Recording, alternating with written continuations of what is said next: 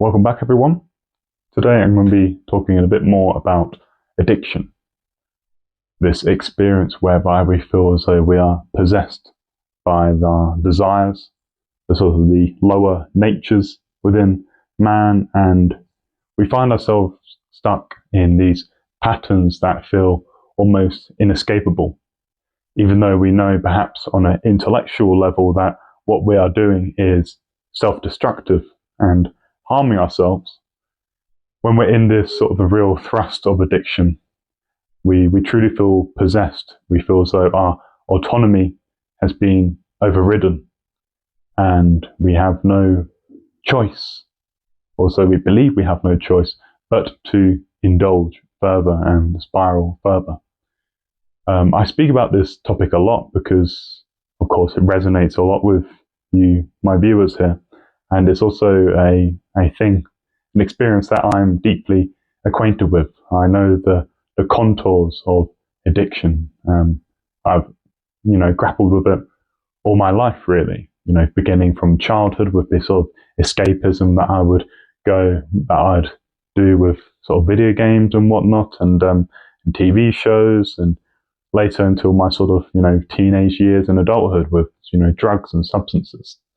And, I noticed the sort of the distinctions, but also the common similarities between all sorts of addictions, regardless of whether you're addicted to food or, cocaine or video games or sex or whatever. They all carry this overarching theme of a sort of a way of escaping from reality, a way of coping with pain and stress. And the way we cope with such things is that we choose to do something that in the moment feels immediately gratifying. It feels fun to snort that line or drink that beer or play that game in the moment, right? And when we're in that sort of the thrust of addiction, and all we really care about is that immediate present. Our temporal horizon, our sense of time, has completely shrunk to what is here right now. And we can't hold in our mind a concern for the future, for ourselves. It doesn't matter, or it does matter, but when we're incapable of caring for that thing. Because you see, the way that addiction works is that it sort of forces you into this sort of this rut, this hole, whereby all you can really care about is the addiction itself. Your sense of meaning shrinks solely around the thing that you're addicted to. Take drugs, for example. I was addicted to many different substances, and they all have the sort of effect of, giving me this sense of pleasure, a sense of immediate ah-ness, through the release of dopamine and endorphins in my brain. And I came to assign pleasure solely to this drug, right? I came to believe, and in fact, due to neurochemical adaptation, my body began to learn that, in order to feel pleasure, I need this external thing. I need this line. I need this, this joint. And it got to the point where if I didn't have those things, I was incapable of feeling pleasure. Or if I did feel pleasure, it'd be a much more blunted version, right? And even when I have that sort of pleasure, that everyday pleasure of life, in the back of my head, my addictive brain would be thinking, imagine how much better this would be if I was high, And that became this parasite within my mind, which meant that no matter where I go, no matter what experience I found myself in, there was always a little part of me that was thinking about the addiction. And this is the way that sort of addiction possesses us, really.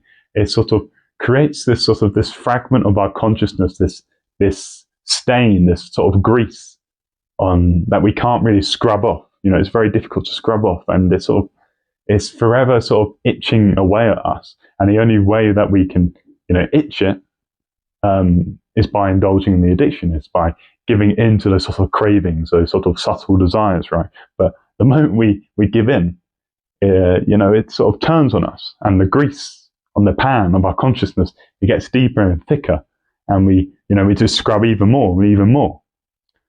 And this is the perverted aspect of addiction, right? Addiction sort of, it captures your mind. It gives you this sort of this sharp fixation on this sort of thing that you think by doing this thing you will ease your anxiety, you will ease that sort of inner restlessness you have, you will ease your cravings. And the trick is that it does. For a brief moment, it does. You feel that aha, you feel that wash of euphoria, immediate gratification. But because that gratification is tied to this external thing that is always fleeting, it is always short-lasting, it is never permanent, you will always be stuck in the cycle of wanting more, feeling like you need more, and this is the cycle of suffering, it's the cycle of desire, and it's what keeps you psychologically trapped. The only way to free yourself from this is to observe your cravings, is to observe with your restlessness, your anxiety, everything that you're avoiding. Because our addictions, they are these coping mechanisms and as well these ways of avoiding uncomfortable feelings. When we're addicted to something, like say weed or something like that, anything that's unpleasant that happens in life, we just think, oh, I'll just smoke a joint. And now I feel good. Now I've solved my problem. But you haven't really solved your problem. You've just parked it away. You've just plastered over it. And of course, when the high wears off, you have that restlessness again. And what do? Oh, you smoke another joint. And this is how I lived. From the age of like 17 till 21, 22, I used to be, high every day. And that was my life. And obviously, I do not think that weed is in and of itself a bad compound. I think there are some genuine benefits and, spiritual healing sort of uses to the compound. But I'm not ignorant of the fact that it can be used as a crutch. It can be used as this sort of coping mechanism. And it can obviously lead some people becoming addicted.